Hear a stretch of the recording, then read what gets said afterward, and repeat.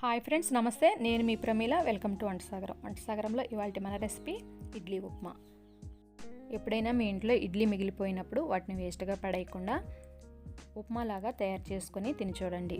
ఎంతో టేస్టీగా ఉంటుంది. అంతేకాకుండా క్విక్గా అంటే 5 నిమిషాల్లో ఈ ఉప్మాని తయారు చేసుకోవచ్చు. చాలా టేస్టీగా తయారు చేసుకోవచ్చు.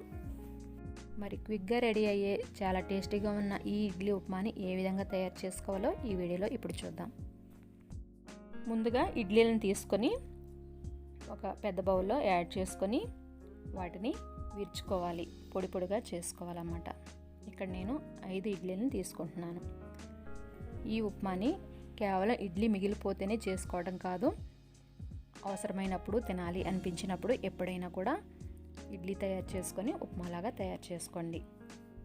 ఇడ్లీని ఈ విధంగా పొడి పొడిగా చేసుకున్న తర్వాత ఇప్పుడు దీన్ని తాలింపు పెట్టుకోవాలి. ఇప్పుడు స్టవ్ మీద ప్యాన్ పెట్టుకొని ప్యాన్ హీట్ ఎక్కిన తర్వాత దానిలో 1 టేబుల్ స్పూన్ ఆయిల్ని యాడ్ చేసుకోండి. ఆయిల్ హీట్ ఎక్కిన తర్వాత దానిలో 1 టీ స్పూన్ పచ్చిశనగపప్పు, 1 టీ స్పూన్ మినపప్పు, 1/2 టీ స్పూన్ ఆవాలు, 1/2 టీ స్పూన్ జీలకర్ర, 1 టేబుల్ స్పూన్ వేరుశెనగ గుళ్ళను యాడ్ చేసుకోండి. 1 ఎండుమిర్చిని కూడా బ్రేక్ చేసుకొని యాడ్ చేసుకోండి. ఇవి వేగిన తర్వాత 1 పచ్చిమిర్చిని చిన్న చిన్నగా కట్ చేసుకొని ఈ విధంగా యాడ్ చేసుకోవాలి. అలాగే 1 టీ స్పూన్ అల్లం ముక్కలు, 1 టేబుల్ స్పూన్ ఆనియన్ ముక్కలను కూడా వేసుకొని కలుపుకోండి. ఇవి వేగిన తర్వాత కొద్దిగా కరివేపాకుని యాడ్ చేసుకోండి. అలాగే 1/2 టీ స్పూన్ పసుపు, కొద్దిగా సాల్ట్ని యాడ్ చేసుకోండి. సాల్ట్ని చూసుకొని యాడ్ చేసుకోండి. ఇడ్లీలో ఆల్రెడీ సాల్ట్ ఉంటుంది కాబట్టి తగినంత మాత్రమే యాడ్ చేసుకోవాలి.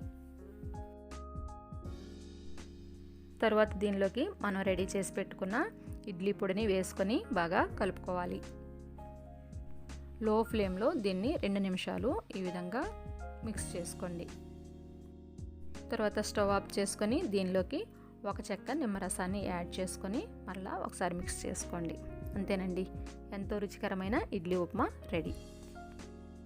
ఫ్రెండ్స్, ఈ రెసిపీ మీకు నచ్చినట్లయితే కంపల్సరీ లైక్ చేసి మీ ఫ్రెండ్స్కి కూడా షేర్ చేయండి. ఇటువంటి మరిన్ని రెసిపీస్ కోసం మన ఛానల్ని సబ్స్క్రైబ్ చేసుకోవడం మాత్రం అసలు మర్చిపోకండి.